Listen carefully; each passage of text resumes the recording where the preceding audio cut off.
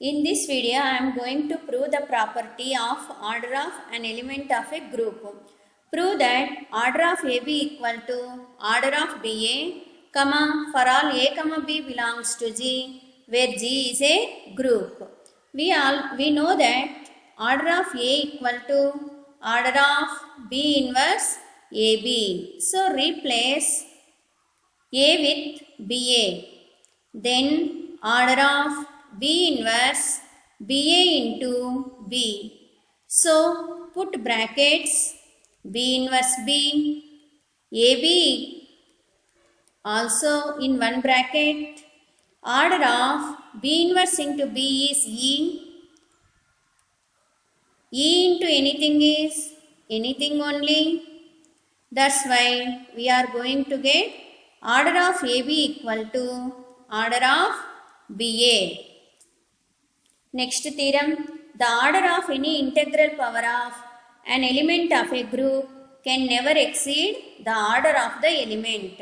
So observe, for this we are going to take A is an element of G. The integral power of A is denoted by A power k. Here k is integer, it is either positive or negative.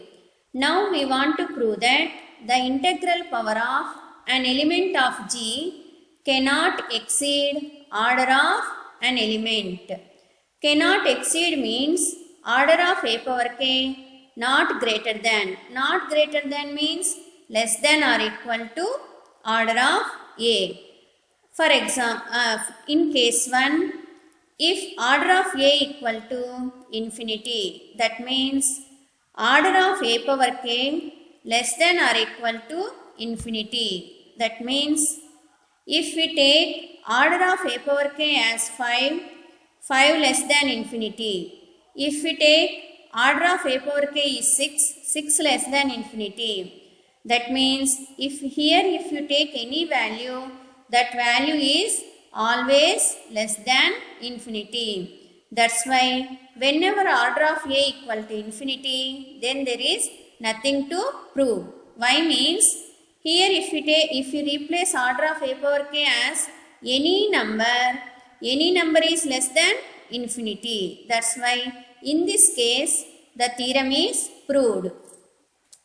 That's why we are writing if order of A is infinite, then the proof is obvious. Obvious means there is nothing to prove. It is compulsory satisfies. So let us suppose that order of A is finite. So we are taking order of A is finite. Finite means we consider order of A equal to n. By using the definition of order of A, we can easily say that n is the least positive integer such that A power n equal to E, where E is identity element in G. So take whole power k on both sides. E power k is E only. This is A power nk. In the next step, we can write like this: A power k whole power n, which is equal to E, because k into n is nk only. So here we reached this step. Then our next step is order of A power k is finite and order of A power k less than or equal to power, that is n. But n is order of A. That means order of A power k less than or equal to order of A. That means in both the cases, that is if order of A is finite and also if order of A equal to infinity, we proved that order of A power k less than or equal to order of A. Next theorem, if the order of an element A of a group G is n, that means order of A equal to n. P is an integer prime to n. That means P and n are relatively prime. Relatively prime means their GCD equal to 1. Observe 3, 4 GCD equal to 1. That means 3 and 4 are relatively prime. Then a power p is also of order n. This is the given conditions. Now we want to prove that order of a power p equal to n. That means if order of a equal to n and p and n are relatively prime, then order of a power p equal to n. This is given data. This is we want to prove. Proof. Let m be the order of a power p. So here we are taking a order of a power p as m.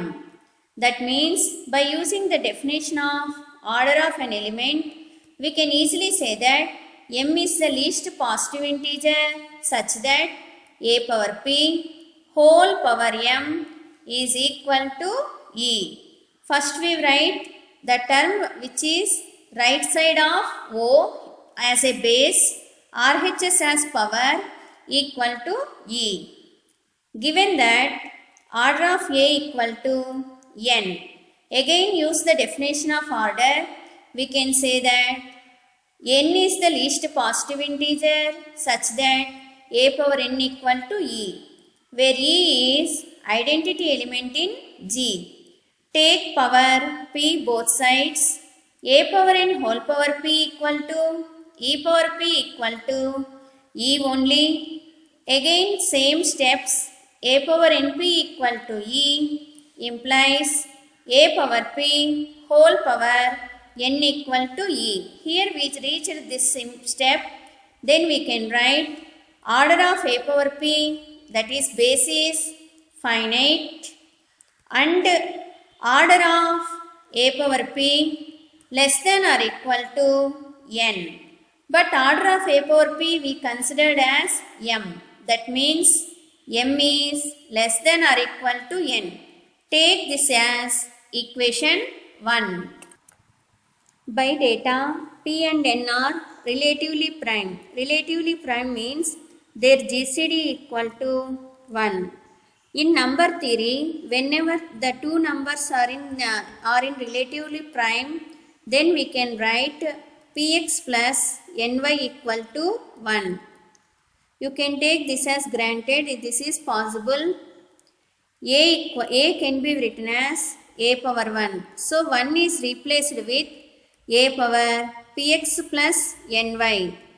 Write down separate powers, a power px, a power ny. Bases equal, add powers, which is equal to a power p whole power x, a power n whole power y.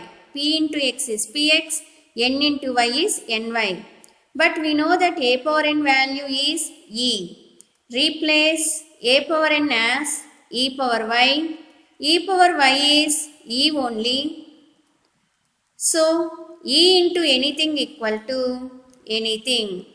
A power p whole power x. That means we get a equal to a power p whole power x. Take m as power on both sides.